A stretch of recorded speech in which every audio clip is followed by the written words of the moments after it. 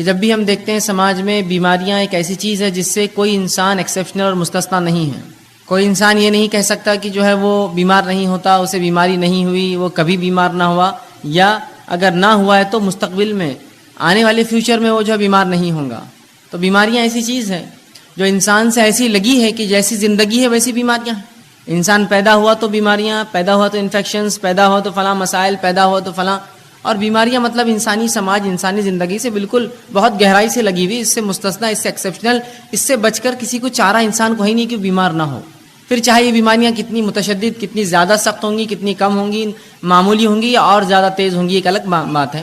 لیکن جب بھی لوگ بیمار ہوتے ہیں تو یہ سمجھتے ہیں کہ شاید شریعت اسلامیہ نے اس معاملے میں کوئی خاص رہنمائی نہیں کی ہماری، تو لہٰذا جب بیمار ہو جاتے ہیں تو اپنے طریقے سے، من مانے ڈھنگ سے، من چاہے ڈھنگ سے، اپنی مرضی سے جو ہے لوگ علاج کرتے ہیں. اس معاملے میں حرام اور حلال کی کوئی تمیز رکھی ہی نہیں جاتی ہے کہ کیا چیز حلال ہے، کیا حرام ہے، کیسی بیماریوں میں کیسا علاج کیا جائے، کیا چیز استعمال ہو سکتی، کیا نہیں ہو سکتی، کون سا طریقہ درست ہے، کون سا غلط ہوگا، کیا چیز کھائی جائے، کیا نہ کھائی جائے. ہم سمجھتے ہیں شاید شریعت نے اس معاملے میں رہنمائی نہ کی، اور پھر شریعت کو ایک طرف رکھ دیتے ہیں، کہتے ہیں ہاں یہ تو دین ہے، اسلام ہے، ٹھیک ہے، نماز روزہ ٹھیک ہے، لیکن ابھی ہم بیمار ہیں تو لہٰذا اس میں شریعت کا کوئی حل چونکہ نہیں ہے، وہ الٹرنیٹ ڈھونڈتے ہیں، اس سے ہٹ کر کچھ ڈھونڈتے ہیں. پھر ہم دیکھتے ہیں کہ وہ کتاب و سنت کو چھوڑ کر، شریعت کو چھوڑ کر، قرآن حدیث کو چھوڑ کر، نبی اکرم صلی اللہ علیہ وسلم صحابہ کے بتائے طریقے کو چھوڑ کر من مانی کرتے ہیں. مثال کے طور پر کوئی تعویذ لٹکا لیتا ہے، یہ سمجھتا ہے کہ اس سے شاید شفا ہو جائے، اس لیے کہ فلاں کسی نے کہہ دیا کہ بیئر پینے سے جو ہے پتھری نکل جاتی، تو ان کو لگا کہ اب علاج چکی ہے، شریعت اس میں کوئی رہنمائی تو کرتی نہیں ہے، لہٰذا آپ شراب پینا شروع کر دو. کچھ لوگوں کو دیکھا گیا کہ وہ گانجا اور افیم پیتے ہیں، اس لیے کہ انہیں لگتا ہے کہ فلاں مرض کا کوئی علاج نہیں ہے، شریعت نے اس میں رہنمائی نہیں کی، لہٰذا ہم یہ کر لیں. اور پتہ نہیں کیا کیا لوگ اس میں کرتے ہیں بنا حلال اور حرام کی تمیز رکھے، بنا جانے کہ یہ چیز جو استعمال کی جا رہی ہے شریعت نے اس کو سینکشن کیا نہیں کیا، حلال جانا نہیں جانا، اس کو حرام تو نہیں قرار دیا. اور اس معاملے میں جب کوئی کہتا ہے بھائی حرام ہے حلال، تو کہتے دیکھو ہم بیمار ہیں، ہماری تکلیف ہم کو معلوم ہے، آپ ذرا خاموش بیٹھ جائے تو اچھا ہے، اس معاملے میں ہمیں کرنے دیجیے جو ہم کر رہے ہیں، اگر مجھے اس سے سکون ملتا ہے تو میں اسی کو اختیار کرتا ہوں. جیسا بہت سے لوگوں کو مرگی کا مسئلہ ہوتا ہے تو دن بھر گانے سنتے رہتے ہیں، کار میں بیٹھے گانا لگا دیا، موبائل ہینڈ سیٹ میں گانا لگا دیا، گھر کے اندر گانا لگا دیا، اس لیے کہ ان کو لگتا ہے سکون اس کے بغیر حاصل نہیں ہوگا، جبکہ شریعت نے واضح طور سے بتایا کہ حرام چیزوں سے علاج نہیں ہو سکتا ہے. تو ہم یہ سمجھتے ہیں جب بیمار ہو جاتے ہیں کہ شاید اب شریعت میں ایسی کوئی رہنمائی نہیں، لہٰذا منمانی کی جائے، اب جو چاہے کرو، جیسے چاہے علاج کرو، حرام حلال کی کوئی تمیز نہیں، چاہے میوزک کا اس میں استعمال ہو، چاہے ناچنا گانا اس میں پڑے، چاہے شراب پینا پڑے یا کوئی اور کام کرنا پڑے، سب کرو، اس لیے کہ اس معاملے میں ہم جو ہے لاوارث جیسے یا بنا سرپرستی کے چھوڑ دیے گئے، اب بہرحال معاملہ ہم کر سکتے ہیں. اسی لیے اس عنوان کو ہم نے خاص طور سے انتخاب کیا کہ اسلام کیسے رہنمائی کرتا بیماری کے تعلق سے، بیماری اور اسلام کہ ان دونوں کا تعلق ہے. نبی اکرم صلی اللہ علیہ وسلم جو ہے ساری انسانیت کے لیے آئے تھے، اور آپ نے تمام ان شعبوں کے اوپر جو ہے رہنمائی کی، مسلمانوں کی اور انسانوں کی، جو شعبے انسانوں کو جو ہے جو باتیں ان کے جو ہے درپیش آتی ہے. یہ کیسے ہو سکتا ہے جو شریعت اتنی باریک باریک باتوں کو بیان کرے، وہ اتنا بڑا ایک شعبہ انسانی زندگی کا بیماری اس کو چھوڑ دے اور ہمیں ہماری رہنمائی نہ کرے، بلکہ شریعت نے رہنمائی کی، بہت زبردست رہنمائی کی، بہت گہرائی سے رہنمائی کی، بہت اچھے ڈھنگ سے رہنمائی کی. یہ ہماری بدنصیبی ہے کہ اس چیز کو ہم جاننے کی نہ کبھی کوشش کرتے ہیں، نہ اس پر ہم نے کبھی عمل کیا، اور ہماری ان کوتاہیوں کو ہم یہ سمجھتے ہیں کہ شریعت نے اس معاملے ہماری رہنمائی نہیں کی. یاد رکھیے اس کو جاننے کی ضرورت ہے. جب آپ شریعت کو پڑھیں گے، یہ شریعت ایسے ایسے شعبوں میں ایسی ایسی جگہوں پر رہنمائی کرتی ہے جہاں ہم توقع بھی نہیں کرتے کہ ہاں شاید رہنمائی ہوئی. مثال کے طور پر ایک انسان اپنی ازدواجی زندگی، میاں بیوی کے رشتے کیسے قائم رکھے، شریعت نے یہاں بھی رہنمائی کی. کچھ لوگ سمجھیں گے یہ تو بےحائی ہے، یہ بےحائی نہیں، یاد رکھیے یہ طریقہ زندگی ہے. اگر وہاں رہنمائی نہ کرتا تو پھر انسان تو منمانے ڈھنگ سے اختیار کرتا اور انسان نہیں جانور بن جاتا. تو اس جگہ بھی شریعت نے رہنمائی کی جس جگہ کے اندر جو ہے عموماً لوگ جو ہے شرمائیں گے کہنے کے لیے، اور نبی اکرم صلی اللہ علیہ وسلم نے جو کہ سب سے باحیا شخصیت تھی وہ باتیں بھی بتائی حیا کے باوجود، تاکہ آنے والی نسلوں کو اس مسئلے میں بھی رہنمائی ہو. تو وہ دین اور شریعت اور وہ نبی کیسے لوگوں کو اس معاملے میں رہنمائی نہ کرے کہ بیماری کا کیا معاملہ ہے، بیماری میں اسلام کیا معاملہ دیتا ہے، بیمار کے ساتھ کیا سلوک ہو، کن چیزوں سے علاج کیا جائے، کون سی چیزیں حلال ہے، کون سی چیزیں حرام ہے، کن چیزوں کی تاکید کی گئی، صحت کی حفاظت کس طرح کی جائے، صحت کی اہمیت کیا ہے، بیمار ہو جائے تو کیا کیا کیا جائے، بیماری بڑھ جائے تو کیا کیا ہے، بیمار پرسی کے لیے کیا کیا جائے، اگر مرض الموت اتنا اس کا مرض بڑھ گیا کہ موت کی قریب ہے تو موت کے قریب کیا کیا جائے، اگر مرنے لگے تو مرتے وقت کیا کیا جائے، اور اگر مر جائے تو مرنے کے بعد کیا کیا جائے. یہ تمام رہنمائی شریعت نے کی ہے. مکمل طور سے ہمارے بیماری سے لے کر علاج سے لے کر شفا یا غیر شفا کی حالت لے کر اور پھر موت اور پھر بالکل موت کے بعد کے تمام معاملات بتائے. میں انشاءاللہ عزیز آپ کو بیماری کے تعلق سے حلال و حرام چند باتیں، وہ چیزیں جن سے نبی اکرم صلی اللہ علیہ وسلم نے علاج کیا، اور وہ چند رہنمائی کی بیمار سے کیسے بیمار پرسی کرے، بیماری کا مومن کو کیا فائدہ ہوتا ہے، یہ تمام باتیں آج آپ کے سامنے رکھنے کی کوشش کروں گا. میں نے آپ کے سامنے جو ہے سورہ بنی اسرائیل سورہ نمبر 17 اس کی آیت نمبر 82 تلاوت کی. اللہ فرماتا ہے وَنُنَزِّلُ مِنَ الْقُرْآنِ مَا هُوَ شِفَاءٌ وَرَحْمَةٌ لِّلْمُؤْمِنِينَ، کہ ہم نے جو قرآن کو نازل کیا اس کے اندر جو ہے مومنوں کے لیے شفا اور رحمت ہے. وَلَا يَزِيدُ الظَّالِمِينَ إِلَّا خَسَارًا، اور ظالموں کو اس کے میں خسارے کے علاوہ، ظالموں کو اس سے نقصان کے علاوہ کچھ نہیں ملتا. مطلب یہ پتہ چلا کہ اللہ رب العزت نے جو قرآن نازل کیا اس میں شفا ہے، یاد رکھیے. اور شفا جسمانی، شفا نفسیاتی یا روحانی جس کو ہم کہتے ہیں، دونوں ہی شفا قرآن میں ہے. ایک آدمی جس پہ کوئی جن حاوی ہو یا مریض ہو کسی بیماری کا، ذہنی اعتبار سے آپ قرآن پڑھیے، آپ دیکھیں گے اس کو سکون و اطمینان ملتا ہے. تو یہ روحانی شفا بھی ہے.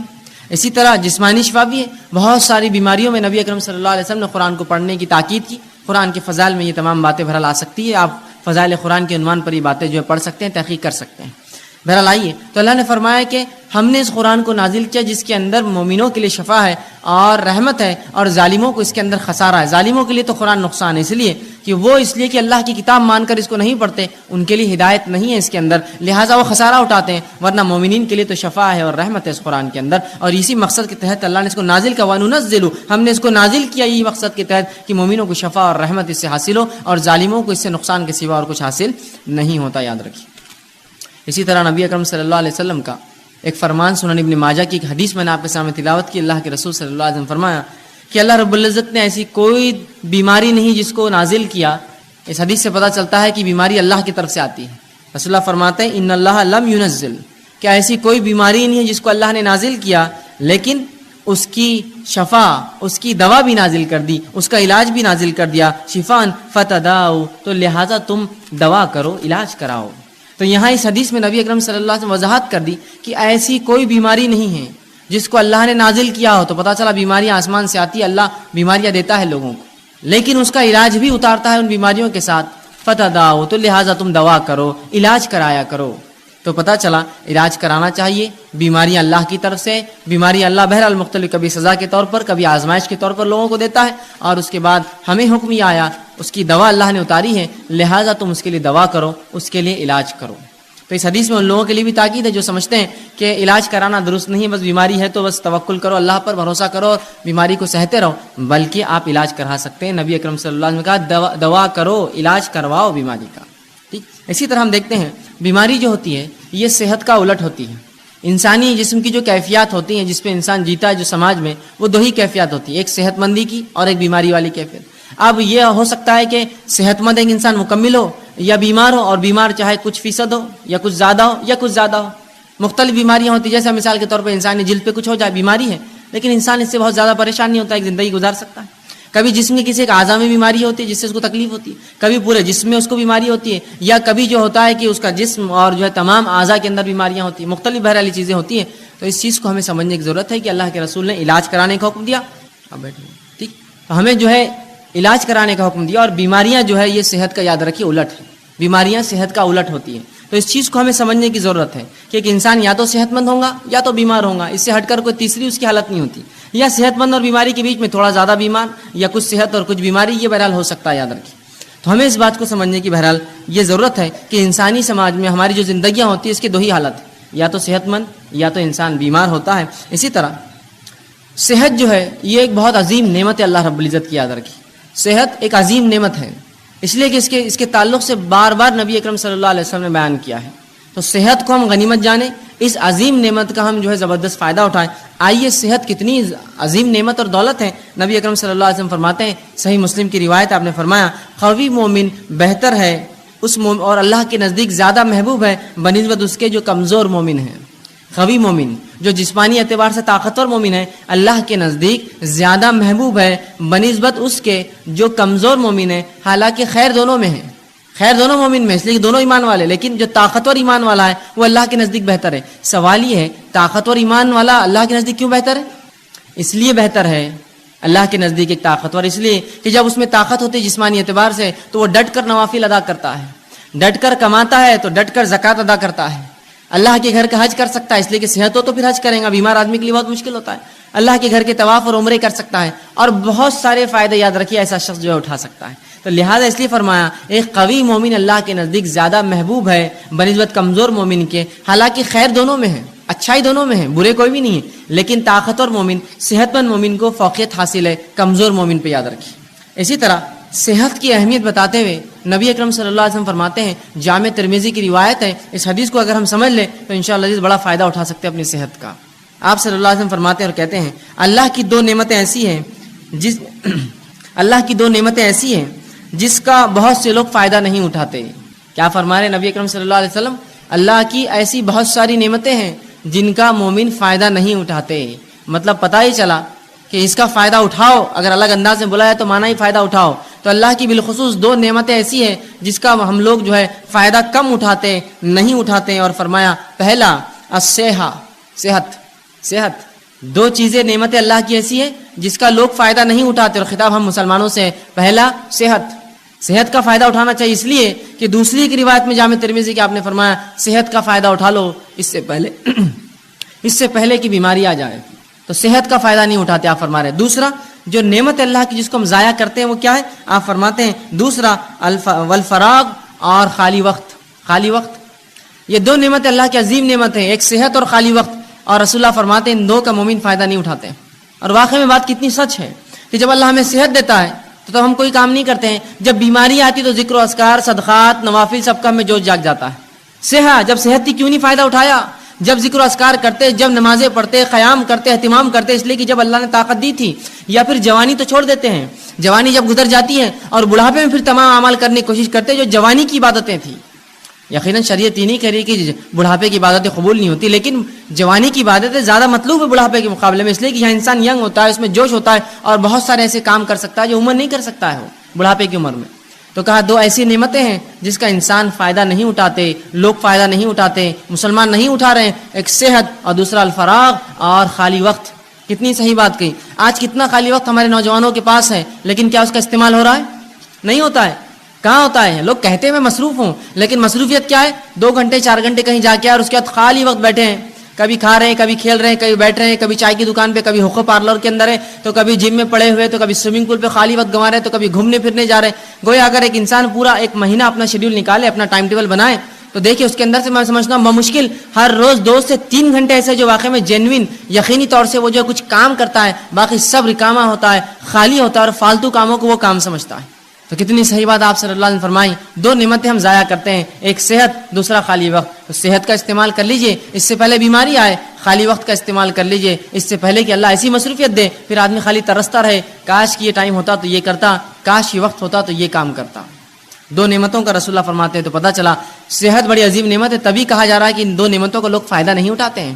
اسی طرح جامع ترمذی کی روایت ہے, آپ صلی اللہ علیہ وسلم فرماتے ہیں, بہرحال جو پہلی حدیث میں نے اس سے پہلے بیان کی وہ صحیح بخاری کی روایت تھی. جامع ترمذی کی روایت ہے, آپ صلی اللہ علیہ وسلم فرماتے اور کہتے ہیں اللہ کی نعمتوں میں سے جن کا سوال روز محشر سب سے پہلے ہونے والا ہے. اللہ کی نعمتوں میں سے جس کا سوال قیامت کے روز, آپ صلی اللہ علیہ وسلم فرماتے ہیں کہ قیامت کے روز جو اللہ رب العزت کی نعمتیں ہیں جن کے تعلق سے سوال کیا جائے گا, اور سب سے پہلے جس کا سوال کیا جائے گا, آپ فرماتے اور کہتے ہیں کہ سب سے پہلے اس سے پوچھا جائے گا کہ کیا میں نے صحت مند جسم نہ دیا تھا. جو اللہ رب العزت بندوں سے سوال کریں گا اس میں سب سے پہلا سوال کیا ہونے والا, رسول اللہ فرماتے ہیں وہ یہ ہوگا کیا میں نے صحت مند جسم نہیں دیا تھا, بتا اب کیا کیا اس کا. کیا جواب دیں گے ہم؟ اے اللہ صحت دی تھی تو میں نے تو منشیات میں, نشوں میں, تمباکو خوری کے اندر, سگریٹ نوشی کے اندر جسم کو برباد کیا, کھیل کود کے اندر, وہ کام نہیں کر پایا. یہ جواب دیں گے. سوال ہونے والا ہے, صحت دیا تھا, جسم دیا تو اچھا کیا, کیا استعمال کیا, کتنی نمازیں پڑھی, کتنے نوافل کا اہتمام کیا, مال و دولت دیا تھا اس کے ساتھ صحت دی تھی, کتنے حج اور عمرے کیے تو نے, کیسی اپنی صحت کو لگایا, میری راہ میں کوئی کوشش کی, مومنوں کی کبھی مدد کی, مصیبت زداؤں کے لیے آگے بڑھا, جو جسمانی قوت تھی اس کا استعمال کیا, اس کے ساتھ مالی اثر. سوال ہونے والا جسم دیا تھا, کیا جواب دیں گے ہم؟ بلکہ ایک روایت میں آتا ہے کہ اللہ پوچھیں گا میں نے جسم دیا تھا, کس چیز میں اس کو برباد کیا تو نے, اس جسم کو کہاں لگایا, وہ جسم تو نے کہاں اس کو بوسیدہ کر کے آیا, کیا جواب دیں گے ہم؟ آج ہم دیکھتے ہیں کہ لوگ یا ہمارے نوجوان طبقہ جو ہے بوڑھے بوڑھے ہوتے جا رہے ہیں, کام کر کر کے تھک گئے, اور نوجوان سستی اور کاہلی کے اندر اتنے ہی زیادہ آگے بڑھے ہوئے کہ انسان گھر کا بوڑھا کام کر کر کے تھکا ہوا ہے, اور نوجوان جو ہے بالکل آرام کر رہے ہیں, ان کو کوئی فکر نہیں, نہ گھر کی, نہ کمانے کی, نہ آگے چیزوں کی. اللہ رب العزت کو یاد رکھیے, اگر اللہ نے کتنا بھی دیا, یہ جسم جو اچھا دیا ہے صحت مند, قیامت کے روز سوال ہونے والا ہے کیا کیا. پہلا سوال یہ ہونے والا ہے, اچھا جسم دیا تھا, یہ سوال ہوگا. اب اس کا مطلب یہ ہوا یہ سوال ہے تو جواب دینا پڑے گا, کیا کیا اس کا, کہاں لگایا وہ جسم, کیسے استعمال کیا, کیسے اس کو کمزور اور بوڑھا کیا. تو ہمیں یہ اللہ کے سامنے جواب دینا ہوگا, اللہ میں نے جو ہے تیری عبادتوں میں, ریاضت میں اور دیگر علوم دین میں, تیرے کام میں, حلال روزی کمانے میں, اپنے بیوی بچوں کی پرورش میں اس کو لگایا, جواب دینا ہوگا. اور ورنہ اگر کھیل کود میں, فالتو کاموں میں, سگریٹ بیڑی تمباکو میں, چوراہوں پر بیٹھ کے کھانے اور پینے میں, دیکھیے لوگ چوراہے پہ بیٹھے اور کھا رہے پی رہے, 2-2 4-4 گھنٹے روز برباد کرتے ہیں. یہی وہ لوگ ہیں جن سے تلاوت قرآن کا سوال ہو تو کہتے وقت نہیں ہے. یہی وہ لوگ ہیں جن سے دینی علم کا معاملہ کرے تو کہتے وقت نہیں ہے. لیکن شام میں ہر روز کام سے آنے کے بعد یا تجارت ختم ہونے کے بعد 11-12 بجے تک, 1 بجے تک دوستوں میں بیٹھ کر جو وقت برباد کرتے ہیں, کیا روز قیامت اللہ پوچھیں گا نہیں جسم دیا تھا کیا کیا؟ اللہ میں تو نکڑوں پہ بیٹھتا تھا, میلے ٹھیلوں پر جاتا تھا اور چوراہوں پر بیٹھتا تھا اور دوستوں سے بات چیت کرتا تھا. یہ جواب دیں گے اپنے رب کو. کھیل کود میں نے ضائع کیا. کھیل کود کی عمر ہوتی ہے, کھیلنا چاہیے. کچھ لوگ تو ایسے ہو جاتے ہیں کہ عمر پوری گزر گئی, ان کو بچے ہو جاتے پھر بھی کھیلتے رہتے ہیں, اس کا شوق ہے اس کا شوق ہے. اور جب دینی کام کی بات کی جائے تو بھائی چھٹی نہیں ہوتی, کیسے کرے, کیوں, جس دن چھٹی ہوتی ہے اس دن کیا, اس دن تو کھیلنا ضروری اور فرض ہے نا مجھ پر, تو وہ دن تو چھوڑ دیجیے آپ. سوال یہ اللہ رب العزت کو ہم کو جواب دینا ہے, اچھا جسم دیا تھا کہاں لگا کر آیا, اس جسم کا, اس صحت کا کیا استعمال کیا. ٹھیک ہے, تو صحت جو ہے ایک عظیم نعمت ہے. اب جب یہ نعمت ہے تو ہر نعمت کی حفاظت کرنا پڑتی ہے, یاد رکھیں. اسی طرح صحت کی بھی حفاظت کرنا پڑیں گی, اور مومن کے لیے صحت کی حفاظت کرنا فرض ہے. میرے اور آپ کے لیے اپنی صحت کی حفاظت کرنا فرض ہے. گویا ہر وہ چیز جو صحت کے خلاف جاتی ہے اس کو ہم استعمال نہیں کر سکتے ہیں. اور یہ بات کتنی درست ہے کہ ایک انسان اگر آپ میرے گھر آئے اور میرے گھر آ کر تشریف رکھے اور میں آپ کو جو ہے رکابی کے اندر بسکٹس لا کر دوں اور کہوں کہ یہ بسکٹ کھانے سے ہو سکتا ہے آپ مر جائے, یا یہ چائے میری پی لیجیے, ہو سکتا ہے یہ چائے پی کر آپ کو کینسر ہو جائے, اور آپ کو لا کر کھانا کھلاؤں, اچھا کھانا, بریانی, نان خلی, اور کہوں یہ کھانا کھانے کے بعد ہو سکتا ہے آپ جو ہے کچھ دن کے بعد جو ہے گلے کے کینسر سے, یا جو ہے منہ کے کینسر سے, یا دانتوں کے کینسر سے, یا جسم کے سڑنے سے آپ مر سکتے ہیں, یہ نوش فرمائی, تو کیا وہ چیز آپ کھائیں گے؟ اس لیے کہ آپ کہیں گے صحت کی حفاظت فرض ہے. لیکن یہ جاننے کے باوجود کہ صحت کی حفاظت فرض ہے, ایسے کتنے لوگ ہیں کہ وہ پڑیاں اور تمباکو اور سگریٹ پیتے ہیں جس پہ کھلا لکھا ہوا ہوتا ہے cigarette smoking is injurious to health, it may cause cancer, اور پوری تفصیلات آج کل کمپلسری وارننگ جو آتی ہیں. بلکہ ایسی وارننگ جو اگر کوئی تمباکو کمپنی نہ لکھے تو اس پر فائن ہوتا ہے, معلوم آپ کو, اس پر فائن ہوتا ہے. اس لیے کہ یہ ثابت ہے. ایک دنیا کی مشہور اور معروف کمپنی مالبورو نے ایک مرتبہ یہ کیا کہ وہ اپنی سگریٹ کی ڈبی پر لکھتا نہیں تھا اشتہار, اور اس نے کئی زمانے تک فروخت کی. ایک خاتون کو اس سے کینسر ہوا, وہ پیتی تھی اس لیے کہ اس پہ لکھا نہیں تھا, اس کو لگا یہ سیف ہے کینسر سے, اس نے اس کو پیا, اس کو کچھ سالوں کے اندر کینسر ہوا. اس نے اس پہ جو ہے اس کمپنی پہ جو ہے کیس جو ہے ڈال دیا, کہا کہ یہ کمپنی لکھا کیوں نہیں جب اس میں اتنی خطرناک چیزیں تھیں جس سے میں بیمار ہو سکتی ہوں. کمپنی کو بہرحال اس سے کمپلائن کرنا پڑا, وہ کیس جیتی اور اس کو $32 بلین اس نے جو ہے اس کمپنی کو پے کرنا پڑے, اس ایک اکیلی خاتون کو $32 بلین کا کیس ٹھوکا تھا اس نے, اور اس کو ملا پورا پیسہ. اس لیے کہ انہوں نے کیوں نہیں چھاپا اپنے اس پر, جبکہ معلوم تھا اس کو 3 سال میں کینسر ہو سگریٹ پینے, اس کو لگا اس سے کینسر نہیں ہوتا, اچھی برانڈ کی کمپنی ہے سگریٹ. یہاں لکھی ہوئی چیزیں ہیں کہ صحت کے خلاف ہے, کینسر ہو سکتا ہے, مر سکتے ہو, ٹیوبروکلوسس, ٹی بی ہو سکتا ہے, تمہیں کچھ بھی ہو سکتا ہے, لیکن اس کے باوجود بھی دیکھیے دھڑلے سے ہم پیے جا رہے ہیں. صحت ایک نعمت ہے, اس کی حفاظت مجھ پر آپ پر فرض ہے. وہ بسکٹ میرے گھر کے آپ نہیں کھائیں گے جس کو میں کھلاتے وقت کہوں اس سے کینسر ہو سکتا ہے, اس سے بیمار ہو سکتا ہے, اس سے ٹی بی ہو سکتا ہے. پھر کیسے ہم وہ چیزوں کو استعمال کرتے ہیں اپنی نفس پہ حاوی ہونے دے جو اتنی نقصان دہ. اور صحت کی حفاظت فرض ہے, تو یاد رکھیے اپنی صحت کی حفاظت اور دوسروں کی حفاظت ہم کو کرنا ہے. یہ نہیں کہ ہم اپنی صحت کی حفاظت کریں دوسروں کو نقصان پہنچائیں. یہ بات ان کے لیے بھی ہے جو لوگ اللہ کی جو نعمت صحت ہے اللہ دیتا ہے تو اس کو خراب کاموں میں استعمال کرتے ہیں اور بوسیدہ کرتے ہیں اس میں, اور یہ نہیں دیکھتے کہ اس سے صحت کا کیا نقصان ہے. یاد رکھیے صحت کی حفاظت فرض ہے, اس لیے کہ اللہ کی دی گئی نعمت ہے. اور اگر صحت نہ ہوئی تو کوئی عبادت آپ اور میں نہیں کر سکتے. سوچیے مت کہ ہم کبھی عبادت کر پائیں گے زندگی بغیر صحت کی. عبادت کیسے کریں گے بتائیے؟ روزہ رکھنا ہے, صحت نہیں ہے. زکات وہ دیں گا جو کمائیں گا, بیمار کما نہیں سکتا ہے. نماز پڑھنا ہے, صحت نہیں, فرض مشکل سے ہوتی ہے تو نوافل اور دیگر نمازیں کیا پڑھوں. صحت ہر چیز کے لیے ضروری ہے, یاد رکھیے. ایک مومن کے لیے تو اور زیادہ اس کی اہمیت بڑھ جاتی ہے. جو دنیا میں آیا ہی اللہ کی عبادت کے لیے, اس کے لیے تو صحت بڑی افضل ہے. تو صحت کی حفاظت میرے اور آپ کے لیے فرض ہے, اس کو خامخواہ برباد اور ضائع ہم لوگ نہ کریں. اسی طرح صحت کی حفاظت کے لیے شریعت نے اتنے احکامات جاری کیے. مثال کے طور پر صحت کی حفاظت کرو, طہارت کیا کرو. طہارت کرنا مطلب وضو کرنا, غسل کرنا, پیشاب پاخانے کے لیے پانی کا استعمال کرنا, یہ صحت کے لیے تو ہے. تاکہ انسانی زندگی محفوظ ہے، گندگی سے پاک، گندگیوں سے بیماریاں آتی ہیں. صحت کے لیے دیکھیں کتنا خیال رکھا، طہارت کا حکم دیا. اسی طرح جو ہے کھانے پینے میں حرام اور حلال کی تمیز بتائی کہ دیکھو یہ حلال ہی حرام ہے، حرام چیزیں تمام صحت کے لیے نقصان دہ، حلال چیزیں تمام فائدے مند ہیں. تو کہا یہ حلال ہی حرام ہے. تو دیکھیں یہاں بھی شریعت نے تاکید کی صحت کی حفاظت کے لیے. اسی طرح جو ہے ایسے کاموں سے انسانی جسم کو روکا، انسانوں کو روکا جو اس کے جسم کو ہلاک کر سکتے ہیں، جیسے زنا اور دیگر اور ایسے کام جو غلط بدفعلی انسان شرمگاہ سے کر سکتا ہے. کہا یہ تمام کام بہت خطرناک ہوتے ہیں. آج انسانیت دیکھ رہی جن لوگوں نے جو ہے یہ سمجھا کہ یہ جو رشتے ہوتے ہیں، یہ جو نکاح ہوتے ہیں، سب فالتو چیزیں، بس انسانی زندگی ایسی ایسا جانور ہوتا ہے، بس گزارو، جہاں چلا منہ مار دو، جہاں چلا شرمگاہ کا کسی کے ساتھ استعمال کر لو. آج دیکھیے کتنی بدترین بیماریوں میں ملوث ہے. کسی کو ایڈز ہے تو آج کل STDs جو ہوتے ہیں، سیکشولی ٹرانسمیٹڈ ڈیزیزز کی بھرمار ہے. تو کہا زنا کے قریب نہ جانا. دیکھیے صحت کی حفاظت کے لیے کہا نا، زنا کرو گے تو اتنی گندی گندی بیماریوں میں ملوث ہو جاؤں گے. تو صحت کی حفاظت کی. اسی طرح اچھا کھانا کھانے کا حکم دیا کہ اچھا کھانا کھاؤ، حلال اور طیب چیزیں کھاؤ. اسی طرح جو ہے کثرت کرنے کا حکم دیا کہ صحت کو اچھا رکھو، جس کے لیے کثرت ورزش کیا کرو. اسی طرح کھیل کود کا بھی حکم دیا، وہ کھیل کود جو انسانی جسم کو اور سماج کے لیے فائدے مند ہوتا ہے، جیسا گھڑ سواری ہو سکتا ہے، آرچری ہو سکتا ہے، شوٹنگ ہو سکتا ہے، جو انسانی نفس کو فائدہ دے، کچھ اس میں جو ہے ایسے ہنر پیدا کرے جو فائدے مند ہے. تیرنا سیکھے، یہ سب اچھی چیزیں، سائیکلنگ کرے، رننگ سیکھے، یہ سب انسانی. تو کثرت کا حکم دیا، کھیل کود کا حکم دیا، اور بہت ساری ایسی دیگر احکامات سنائے تاکہ ایک مومن صحت مند رہے. یاد رکھیے صحت کا شریعت نے بڑا خیال رکھا، اور اسی کے لیے حرام حلال، اچھا اور برے کی تمیز رکھی. یہاں مت جاؤ، یہاں جاؤ، یہ مت کرو، یہ کرو، یہ سب صحت کے لیے. طہارت کرو، طہارت لیا کرو. یہ تمام چیزیں میری اور آپ کے صحت کے لیے شریعت نے کی. صحیح مسلم کی ایک روایت آتی ہے، نبی اکرم صلی اللہ علیہ وسلم فرماتے اور کہتے ہیں کتنا دیکھیے اس امت کے صحت کا آپ نے خیال رکھا. اور رسول اللہ فرماتے ہیں، یہ غائب کے علم میں سے آپ فرماتے اور کہتے ہیں، برتن کو اور پانی کی جو تھیلیاں ہوتی تھی، اس زمانے میں چمڑے میں پانی بھرا جاتا تھا، تو اس کو رات میں باندھ کر رکھا کرو.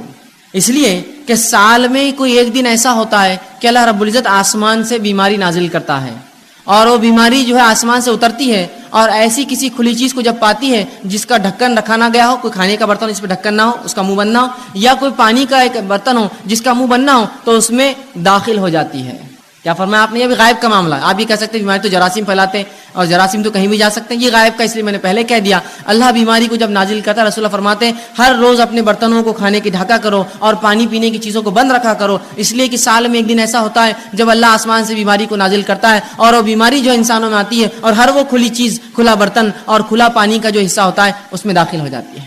تو کہا کھانے پینے کی چیزوں کو ڈھکا رکھو. ویسے بھی کھانے پینے کی چیزوں کو آپ ڈھکیں گے تو یہ بیماری سے تو آپ بچے ہی رہیں گے، ساتھ میں گندگیوں سے، مکھی مچھر سے، غلاظت سے، دھول مٹی سے، اور پتہ نہیں کیا کیا کتنے فائدے ہیں. تو آپ سال بھر ڈھکے رکھیں کہ تو ایک دن کب آئیں گا نہیں پتا ہے. تو گویا سال بھر ڈھکیں گے، مطلب سال بھر اپنے کھانے اور پینے کی حفاظت کرو، کھلا مت چھوڑا کرو، گندگی مت داخل ہونے دو. دیکھیے کتنا جو ہے شریعت نے حفاظت کی صحت کی ایک مومن کر ایک مسلمان. اسی طرح بیماری جو ہوتی ہے وہ صحت کی الٹ ہوتی ہے. اب بیماری کیا ہے؟ بیماری کو ہم یوں کہہ سکتے ہیں، اس کی تعریف میں دے سکتے ہیں کہ انسانی جسم میں کوئی اعضاء میں تکلیف ہو یا کمی ہو یا بگاڑ آ جائے. پورے انسانی جسم میں یا کسی ایک اعضاء میں کوئی تکلیف ہو یا بگاڑ آ جائے، یہ بیماری ہوتی ہے. انسانی جسم میں مطلب پورے شریر میں، پورے جسم میں، یا کسی ایک اعضاء میں، ہاتھ، پیر، سر، کان، ناک، منہ، گلا، انگلیاں، کچھ بھی ہو سکتا ہے. کسی ایک اعضاء میں کوئی تکلیف ہو یا اس میں کوئی بیماری ہو، اس چیز کو یا اس میں کوئی بگاڑ آ جائے یا کمی آ جائے، اسے بیماری کہا جاتا ہے. سر درد ہو رہا ہے، بلڈ پریشر ہے، شوگر ہے، یہ پورے جسم کی بیماریاں خون کے اندر رہتی ہیں. ہاتھ میں تکلیف ہے، ہاتھ کھنچتا ہے، پیر میں فلاں ہے، انگلیاں خراب ہو جا رہی ہے، فلاں ہوتا ہے، کان میں ٹیچ، تو یہ اعضاء کی بیماریاں. تو کوئی بھی چاہے پورے جسم میں کوئی چیز ہو تکلیف دے یا جو ہے کسی اعضاء میں، اسے بیماری کہا جاتا ہے. یاد رکھیں. اسی طرح بیماری جو ہوتی ہے یہ مومنوں کے لیے آزمائش ہوتی ہے. یاد رکھیں بیماری مومنوں کے لیے آزمائش. اور اللہ رب العزت مومنوں کو کیوں آزماتا ہے؟ وہ اس لیے آزماتا ہے تاکہ جانے، جانچے، پرکھے کہ جب ہم دعویٰ کرتے ہیں ایمان کا تو کتنے سچے ہم دعوے میں، اور جب اللہ اس دعوے کے مطابق آزمائش کرتا ہے تو کتنے کھرے اس آزمائش میں اترتے ہیں. تو اللہ رب العزت مومنوں کو آزماتا ہے بیماری کے ذریعے. تو یاد رکھیے مسلم کی روایت ہے، صحیح مسلم اور مسند احمد کی، آپ صلی اللہ علیہ وسلم فرماتے ہیں مومن کا معاملہ بڑا عجیب ہے. جب اللہ اسے فراوانی دیتا ہے، خوشحالی دیتا ہے تو اللہ کا شکر بجا لاتا ہے، یہ اس کے لیے خیر ہے، ثواب کا باعث ہے. اور جب اللہ تنگ دستی دیتا ہے، مصیبت دیتا ہے، پریشانی دیتا ہے، بیماریاں دیتا ہے، تو تب صبر کرتا ہے، یہ اس کے لیے خیر اور باعث کا معاملہ ہوتا ہے. اور یہ معاملہ سوائے مومن کے کسی اور کا نہیں ہوتا. مطلب مومن کے تمام معاملے خیر اور برکت والے ہیں کہ اگر اللہ نے فراوانی دی، اللہ کا شکر ادا کرتا ہے، اس کا اجر پاتا ہے. اللہ نے تنگ دستی دی، مشکل دی، بیماری دی، تو اس پر صبر کرتا ہے، اور ان دونوں کے اندر وہ جو ہے بدلہ پاتا ہے. اسی طرح سنن ابن ماجہ کی روایت ہے، آپ صلی اللہ علیہ وسلم فرماتے ہیں سب سے زیادہ جو لوگ انسانوں میں آزمائے جاتے ہیں سب سے زیادہ جو لوگ انسانوں میں آزمائے جاتے ہیں وہ سب سے پہلے ہوتے ہیں انبیاء علیہ الصلوۃ والسلام، یہ سب سے زیادہ آزمائے جاتے ہیں۔ دوسرا فرمایا علماء حق، یہ دوسرے نمبر پہ جو آزمائے جاتے ہیں۔ تیسرا فرمایا صالحین اس امت کے نیک لوگ یہ تیسرے نمبر پہ آزمائے جاتے ہیں، اور فرمایا ان میں سے کچھ ایسے گزرے ہیں پچھلی قوموں میں، انبیاء، علماء حق اور صالحین، کہ جن کو ایسی بیماریاں اللہ نے دی کہ جن کے جسم میں کیڑے پڑ گئے، بیماری آزمائش ہے، ان کے جسم میں کیڑے پڑ گئے، صالحین اور ان نیکوکاروں کے اس حد تک بیمار ہوئے کہ اس بیماری میں ان کا انتقال ہو گیا۔ اسی طرح کچھ ایسے تھے اللہ نے ایسی غربت دی، اتنا غریب بنایا کہ سوائے ٹاٹ کے کپڑے، کھدر جو موٹے کپڑے ہوتے پہننے کے ان کے پاس نصیب نہ تھا، اور آگے فرمایا پہننے کو کچھ نہ تھا سوائے ٹاٹ کا کپڑا، لیکن اس میں وہ اس سے زیادہ خوش تھے جتنا تم فراوانی اور خوشحالی میں خوش رہتے ہو۔ مطلب یہ انبیاء، یہ علماء حق اور یہ صالحین ان بیماریوں میں، ان پریشانیوں میں، ان غربت میں بھی اتنے خوش تھے، اتنے مطمئن تھے کہ جتنے ہم لوگ خوشحالی میں خوش نہیں ہوتے ہیں، اس لیے کہ یہ انبیاء، یہ علماء حق، یہ صالحین جانتے ہیں کہ یہ آزمائش اللہ کی طرف سے ہے، اور ہر آزمائش کا مومن کو کیا ملتا ہے؟ بدلہ ملتا ہے۔ تو جب بھی ہماری آزمائش ہو، یاد رکھیے ہم صبر کریں، اور اللہ رب العزت کسی بھی انسان کو اس کے طاقت سے زیادہ نہیں آزماتا۔ اللہ سبحانہ تعالیٰ سورہ بقرہ سورہ نمبر 2 آیت نمبر 286 میں فرماتا اور کہتا ہے لا یکلف اللہ نفسا الا وسعها، اللہ کسی نفس کو اس کے طاقت سے زیادہ نہیں آزماتا۔ یاد رکھیے مجھے اور آپ کو ہماری طاقت سے زیادہ نہیں جو ہے آزماتا ہے، بلکہ جتنی طاقت ہے اتنی ہی آزمائش آتی ہے۔ تو اگر بیماری دی تو یہ طاقت تھی تب دی، مصیبت دی طاقت تھی تب دی، کسی نعمت کو دے کر چھین لیا یہ طاقت تھی تبھی چھینا۔ اللہ کسی کو اس کے جو ہے برداشت سے زیادہ نہیں آزماتا، اور اللہ کا معاملہ تو ہر بار یہ ہوتا ہے۔ سورہ بقرہ سورہ نمبر 2 آیت نمبر 175 میں فرمایا اور کہا یرید اللہ بکم اليسر ولا یرید بکم العسر، کہ اللہ رب العزت تو تمہارے ساتھ آسانیاں کرنا چاہتا ہے، وہ تمہیں مشکلات میں نہیں ڈالنا چاہتا ہے۔ تو یہ بیماریاں میرے اور آپ کے لیے آزمائش ہے۔ اب جب بھی کوئی بیمار ہو تو ہم صبر کریں، اس لیے کہ صبر کرنے والوں کے تعلق سے سورہ بقرہ سورہ نمبر 2 آیت میں 156 میں کہا فبشر الصابرین، کہ صبر کرنے والوں کو بشارت دو، یہاں خوشخبریاں دینے کا حکم دیا کہ جو لوگ صبر کرتے ہیں فبشر الصابرین الذین اذا اصابتهم مصیبۃ قالوا انا للہ وانا الیہ راجعون، کہ جو لوگ مصیبت جن پر آتی ہے اور مصیبت میں صبر کرتے ہیں ان کو خوشخبریاں دے دو، اور جب ان پر مصیبت آتی ہے تو یہ مومن کہتے ہیں قالوا انا للہ وانا الیہ راجعون، ہم اللہ کی طرف سے آئے تھے، اس کی طرف لوٹ کر جانا ہے۔ تو ہمیں صبر کرنا چاہیے، اللہ کسی کو بھی اس کی طاقت سے زیادہ نہیں آزماتا، جب آزمائش ہوتی تو ہمیں صبر کرنا چاہیے۔ آئیے صحیح بخاری اور صحیح مسلم کی روایت ہے، آپ صلی اللہ علیہ وسلم فرماتے اور کہتے ہیں جب ایک مسلمان کو کوئی ایذا پہنچتی ہے، تکلیف پہنچتی ہے، بیماری کی شکل میں، کسی کی موت کی شکل میں، کسی اعضاء کے ضائع ہونے کی شکل میں، کسی اور اس میں مصیبت، پیسے میں، مال میں کمی، اولاد میں کمی، پھلوں میں کمی، روزی میں کمی، جب کسی ایک مومن کے تعلق سے آپ فرماتے ہیں مسلم کو ایذا یا بیمار ہوتا ہے تو اللہ تعالیٰ اس کے گناہوں کو ایسا دھو دیتا ہے جیسے ایک جھاڑ جس پر سوکھے پتیاں ہوں وہ سوکھنے سے گر جاتی ہیں۔ ایک مومن کو جب تکلیف، مصیبت، بیماری آتی ہے تو اللہ اس کے گناہوں کو ایسا اس سے الگ کر دیتا ہے جیسے کہ ایک جھاڑ جس کے پتے سوکھ چکے ہیں وہ اس سے الگ ہو جاتے ہیں۔ ایسے مومن کے گناہ جو ہے بیماری کی وجہ سے، مشکل اور تکلیفوں کی وجہ سے دور ہو جاتے ہیں۔ یاد رکھیں تو ہر تکلیف جو مومن کو ہے اگر صبر کرے تو باعث اجر بنتی ہے، اس کے گناہ اس سے جھڑ جاتے ہیں۔ اسی طرح سنن ابو داؤد کی روایت ہے، آئیے وہ لوگ جو بیمار رہتے ہیں، پریشان ہوتے ہیں، پریشان مت ہوئیے، سنیے نبی اکرم صلی اللہ علیہ وسلم کیا فرماتے ہیں اور کہتے ہیں۔ آپ فرماتے ہیں اللہ مسلمانوں کے گناہ بیماریوں کی وجہ سے دھو دیتا ہے، اللہ مسلمانوں کے گناہ بیماریوں کی وجہ سے دھو دیتا ہے، اس حد تک کہ جیسے سونا اور چاندی کے میل کو آگ الگ کر دیتی ہے، بیماریاں مومن سے اس کے گناہوں کو ویسی الگ کر دیتی ہے جیسے آگ سونے اور چاندی کے میل کو الگ کر دیتی ہے۔ آپ جانتے ہیں نا چاندی چاندی کو صاف کرنے کے لیے اس کو آگ میں ڈالا جاتا ہے، پگھلنے کے بعد سونا چاندی جو ہے رہ جاتا ہے اور غلاظت اوپر آتی ہے، اس سے نکال لی جاتی ہے۔ تو آپ سن فرماتے ہیں بیماریاں مومن کو ایسا پاک کرتی ہے گناہوں سے جیسا آگ سونے اور چاندی کے میل کچیل کو نکال دیتی ہے۔